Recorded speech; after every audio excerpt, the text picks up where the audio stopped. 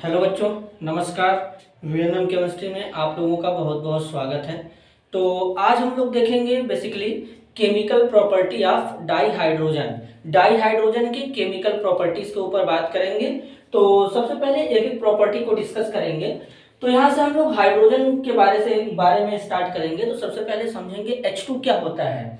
तो बेसिकली मैं आपको बता दूं कि जो हाइड्रोजन होता है H2 मॉलिक्यूल, डाईहाइड्रोजन भी इसको कहते हैं। तो ये बेसिकली क्या होता है कि न्यूट्रल होता है। अब न्यूट्रल होने का मतलब क्या है सर? न्यूट्रल होने का मतलब ये होता है बच्चों कि ये एसिड और बेस इन दोनों में से किसी के साथ भी रिएक्ट नहीं करेगा। तो यहाँ पर लिखा गया H2 is neutral in nature, that is why it does not react with acid and base. मतलब ये एसिड और बेस दोनों के साथ रिएक्ट नहीं करेगा। देन सेकेंड पॉइंट है कि लेस रिएक्टिव। बेसिकली हाइड्रोजन जो होता है लेस रिएक्टिव होता है। अगर हम देखें हाइड्रोजन, सिंगल बॉन्ड हाइड्रोजन के बारे में समझें तो यहाँ पर इसका ये जो बॉन्ड है, इसका बॉन्ड डिसोसिएशन एनर्जी क्या होता है बच्चों? बहुत ज्यादा होता है। अब बॉन्ड डिसोसिएशन एनर्जी बहुत ज्यादा होने का मतलब होगा कि ये बॉन्ड आसानी से नहीं टूटेगा, और जब तक ये बॉन्ड आसानी से नहीं टूटेगा ये दूसरे के साथ रिएक्ट नहीं कर सकता। तो इसलिए इसका रिएक्टिविटी कैसा होगा बच्चों? लेस रिएक्टिव होगा। तीसरा बात है कंबस्टाइल इन नेचर। बेसिकली जो डाईहाइड्रोजन होता है ये कंबस्टाइल नेचर का होता है। सर कंबस्टाइल नेचर का मतलब क्या होता है ये बताओ?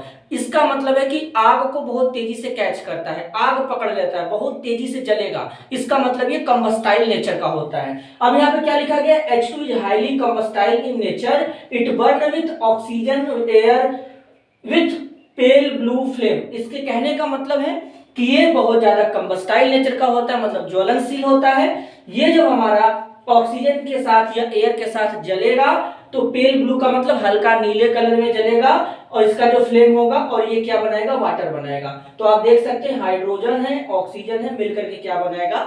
वाटर। और जैसा कि इंट्रोडक्शन में ही बता दिया गया था कि बेसिकली हाइड्रोजन का मतलब क्या होता है बच्चों? हाइड्रोजन का मतलब होता है, हाइड्रो का मतलब वाटर और जन का मतलब प्रोड्यूस, मतलब मैं वाटर बनाने वाला एलिमेंट या एटम। ठीक है, आगे चलते हैं। Reaction with highly electropositive metal. Sir highly electropositive metal कौन कौन हो सकते हैं? तो बेसिकली जो हमारे ग्रुप फर्स्ट ए या सेकेंड ए के जो एलिमेंट होते हैं, अगर एक वर्ड में मैं बोल के बात खत्म करूं, एल्कली मेटल या एल्कलाइन अर्थ मेटल। तो ये क्या होती है? जब एल्कली मेटल या alkaline earth metal basically hydrogen के साथ रिएक्ट करेंगे तो एक हाइड्राइड बनाएंगे। सर उस हाइड्राइड का नाम क्या होगा? आयनिक हाइड्राइड होंगे, क्योंकि वो जो हाइड्राइड बनेगा वो बेसिकली आयन में सेपरेट हो सकता है, that is cation and anion. तो ये सोडियम हाइड्रोजन के साथ रिएक्ट करेगा, सोडियम हाइड्राइड बनाएगा। कैल्शियम हाइड्रोजन के साथ रिएक्ट करेगा तो कैल्शियम हाइड्राइड बनाएगा, जिसे हम लोग क्या बोलेंगे बच्चों? हाइड्रोलिथ बोलेंगे। ठीक है, नेक्स्ट प्रॉपर्टी के ऊपर चलते हैं। Reaction with non metal, annum का मतलब होगा नॉन मेटल। जब हाइड्रोजन हैलोजन के साथ रिएक्ट करेगा तो हाइड्रोजन हैलाइड बनाएगा, इसे हैलोजन एसिड या हाइड्रा एसिड भी कहते हैं। ठीक है, अब यहाँ पे जो हैलोजन हाइड्राइड बनेगा, यहाँ पर X इज इक्वल टू होगा फ्लोरीन, क्लोरीन, ब्रोमीन, आयोडीन। अब इनके रिएक्टिविटी का ऑर्डर होगा, जैसे फ्लोरीन का रिएक्टिविटी, क्लोरीन का रिएक्टिविटी, ब्रोमीन का, तो ये इनकी रिएक्टिविटी का ऑर्डर है। फ्लोरीन ज्यादा तेजी से रिएक्ट करता है हाइड्रोजन के साथ में। ठीक है, अब यहाँ पे रिएक्शन विद सल्फर। अब जो हाइड्रोजन है जब वो सल्फर के साथ रिएक्ट करेगा तो हाइड्रोजन सल्फाइड बनाएगा। क्या बनाएगा? हाइड्रोजन सल्फाइड बनाएगा। इसके बाद है विथ नाइट्रोजन, हैबर प्रोसेस है, इसे हैबर प्रोसेस बोलते हैं। सर हैबर प्रोसेस क्या होता है? हैबर प्रोसेस में बेसिकली होता क्या है बच्चों? नाइट्रोजन होता है, हाइड्रोजन का रिएक्शन कराते हैं, मतलब नाइट्रोजन हाइड्रोजन का रिएक्शन कराएंगे।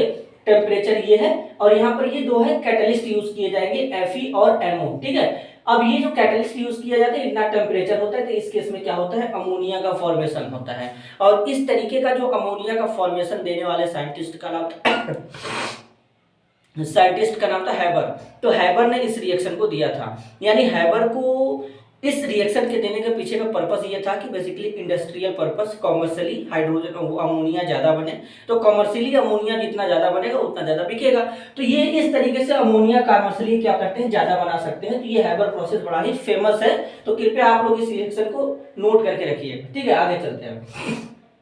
रिड्यूसिंग नेचर, बेसिकली हाइड्रोजन जो होता है ये रिड्यूसिंग नेचर का होता है। यहाँ से आप देख सकते हैं CuO, यहाँ पर कॉपर ऑक्साइड है, हाइड्रोजन जाएगा तो ये ऑक्सीजन इस कॉपर के हाइड्रोजन के साथ में चला जाएगा, तो यहाँ से H2O बाहर हो जाएगा, तो देन यहाँ पे कॉपर क्या हो जाएगा? इसमें कन्वर्ट हो जाएगा। अगर आप ठीक तरीके से एनालाइज कर पाए तो यहाँ पर जो कॉपर है ये +2 में है और यहाँ पर कॉपर 0 में है, तो ये +2 से किस में जा रहा है, 0 में जा रहा है। तो यहाँ पर बोल सकते हैं कि ऑक्सीडेशन नंबर जो है वो डिक्रीज कर रहा है, तो इसका क्या होगा, यहाँ पे रिडक्शन होगा।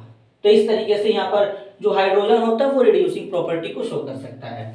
नेक्स्ट है रिएक्शन विद कार्बन मोनोऑक्साइड। जब हाइड्रोजन और कार्बन मोनोऑक्साइड लेते हैं, इनका रिएक्शन कराते हैं, कैटलिस्ट है जिंक ऑक्साइड Cr2O3, टेम्परेचर है 373 केल्विन का। तो यहाँ पर बनेगा CH3OH, जिसे क्या कहते हैं, मिथेनॉल कहते हैं, या इसी को मिथाइल एल्कोहल कहते हैं। ठीक है, और ये बहुत ही पॉइजनस होता है। आगे चलते हैं, हाइड्रोजिनेशन ऑफ अनसैचुरेटेड हाइड्रोकार्बन।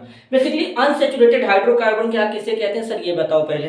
तो बेसिकली बच्चों जो अनसैचुरेटेड हाइड्रोकार्बन होते हैं, जैसे कि एल्कीन और एल्काइन, अगर कभी भी कार्बन कार्बन के बीच में डबल बॉन्ड या ट्रिपल बॉन्ड आएगा तो उसे अनसैचुरेटेड हाइड्रोकार्बन बोलेंगे। तो यहाँ पर बेसिकली C2H2 है, एसिटिलीन है, C2H4 है, इथाइलिन है। इनमें क्या करेंगे, हाइड्रोजन ऐड करेंगे। अब हाइड्रोजन ऐड करेंगे तो यहाँ पर भी C2H6 बना, यहाँ भी यहाँ बना। तो जरा बात को समझते हैं, अगर हम एसिटिलीन का ओपन स्ट्रक्चर बनाएंगे तो कार्बन कार्बन के बीच में ट्रिपल बॉन्ड है, और अगर इथाइलिन का स्ट्रक्चर बनाएंगे तो कार्बन कार्बन के बीच में डबल बॉन्ड होगा। अब एक डबल बॉन्ड होगा तो 1 मोल हाइड्रोजन कंज्यूम होगा। तो यहाँ पर 2 डबल बॉन्ड है, तो इसलिए यहाँ पर 2 मोल हाइड्रोजन कंज्यूम हुआ है, और इथाइलिन में 1 डबल बॉन्ड है तो यहाँ पर 1 मोल हाइड्रोजन कंज्यूम होगा। एक वर्ड में बोले तो इसमें बस ऐड करना है आपको। आप देख सकते हैं 2 कार्बन था, 2 कार्बन है, हाइड्रोजन 4, 2 6, तो यहाँ पर H6 हो गया। तो इसमें ऐड करना, ठीक है। तो ये क्या करना है कि मतलब जब अनसैचुरेटेड कंपाउंड में जब हाइड्रोजन को ऐड करेंगे तो वो सैचुरेटेड में कन्वर्ट हो जाएगा। कैटलिस्ट आप निकल यहाँ पे ले सकते हैं, PD ले सकते हैं, PD, पैलेडियम ले सकते हैं, प्लेटिनम ले सकते हैं, ये सब कैटलिस्ट यूज कर सकते हैं। यहाँ पे लिखा गया when unsaturated hydrocarbon having carbon carbon double या carbon carbon triple react with hydrogen in the presence of nickel, palladium, platinum form saturated hydrocarbon. तो वही मैंने बताया कि बेसिकली जो अनसैचुरेटेड हाइड्रोकार्बन होते हैं, जिसमें कार्बन कार्बन के बीच में डबल बॉन्ड या ट्रिपल बॉन्ड होगा, अगर हम उनका रिएक्शन हाइड्रोजन के साथ कराएंगे, कैटलिस्ट निकल, पैलेडियम, प्लेटिनम लेंगे, तो वह सैचुरेटेड हाइड्रोकार्बन में कन्वर्ट हो जाएगा। अब यहाँ पर देखते हैं hydrogenation of vegetable oil. Vegetable oil को बच्चों हम लोग कहते हैं वनस्पति तेल, ठीक है। तो बेसिकली होता क्या है कि जो वनस्पति तेल होता है वो लिक्विड स्टेट में पाया जाता है, जो कि पॉली अनसैचुरेटेड होता है। इसका मतलब है कि इसमें भी डबल या ट्रिपल बॉन्ड होंगे कार्बन कार्बन के बीच में। अब ये ज्यादा अमाउंट में होंगे, इसलिए यहाँ पर बोला गया पॉली अनसैचुरेटेड, ठीक है। अब इसमें हाइड्रोजन ऐड करेंगे निकल कैटलिस्ट के प्रेजेंस में, टेम्परेचर इतना रहेगा, तो ये जो इडेबल फैट सॉलिड में कन्वर्ट हो जाएगा। इडेबल का मतलब होता है खाने योग्य, यानी खाने योग्य पदार्थ बन जाएगा।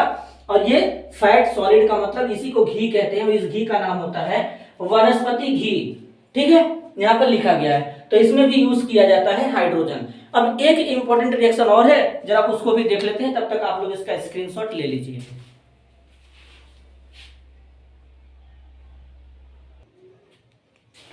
उम्मीद है बच्चों आप लोग स्क्रीनशॉट ले चुके होंगे। तो जरा समझते हैं कि बड़ा इंपॉर्टेंट रिएक्शन है, इसको छूटना नहीं चाहिए, इसलिए मैंने इसको भी कवर कर लिया। Hydroformylation of olefins yields aldehyde which further undergo reduction to give alcohol. कहने का मतलब है हाइड्रोफॉर्माइलेशन का मतलब क्या होता है, इसका मतलब है कि जो हमारा फॉर्मल्डिहाइड ग्रुप होता है HCHO, ये क्या करेगा, ये ओलिफिन्स में इंटर करेगा। सर ओलिफिन्स क्या होते हैं, जहां पे कार्बन कार्बन के बीच में डबल बॉन्ड दिखेगा बच्चों, उसे ओलिफिन्स बोलेंगे या एल्कीन कहते हैं। तो इसी में इंटर करेगा, इंटर करने के बाद क्या बनाएगा, एल्डिहाइड बनाएगा। अब आप उस एल्डिहाइड का जब फर्दर रिडक्शन यानी कराओगे, हाइड्रोजन को ऐड करोगे उसमें, तो क्या बन जाएगा, एल्कोहल। जरा समझते हैं, यहाँ पर एक ओलिफिन है जिसे एल्कीन कहते हैं, यहाँ पर H2CO दिख रहा है, बेसिकली H2CO को हम लोग वाटर गैस कहते हैं। तो अगर आप देख सकते हैं, तो अगर हमें यहाँ से एक हाइड्रोजन इसमें ऐड कर दूं तो RCH2CH2 बनेगा यहाँ पे इस तरीके से। देन यहाँ से एक हाइड्रोजन CO मिलकर के CHO बना लेगा, मतलब यहाँ पे बना लेगा, तो इसे क्या बोलेंगे, एल्डिहाइड बोल देंगे। देन इस एल्डिहाइड का फर्दर क्या कराएंगे, रिडक्शन कराएंगे, हाइड्रोजन ऐड कर रहे हैं। और जब भी बच्चों क्या करते हैं, एल्डिहाइड का रिडक्शन कराते हैं, अल्कोहल बनता है। तो यहाँ पर जैसे इसका रिडक्शन कराएंगे, अल्कोहल बन जाएगा। जो CHO था, अब आप देख सकते हैं कि यहाँ पर OH में कन्वर्ट हो गया। तो अगर CHO दिखेगा तो एल्डिहाइड, OH दिखेगा तो अल्कोहल बन जाएगा। तो इस तरीके से यहाँ पर ये प्रॉपर एक्सप्लेनेशन होगा, पूरा का पूरा केमिकल प्रॉपर्टी हाइड्रोजन का कवर हो गया विद NCERT। तो इस तरीके से प्रॉपर वे में चलेंगे हम लोग। तो आज के लिए बस इतना ही, तब तक के लिए धन्यवाद।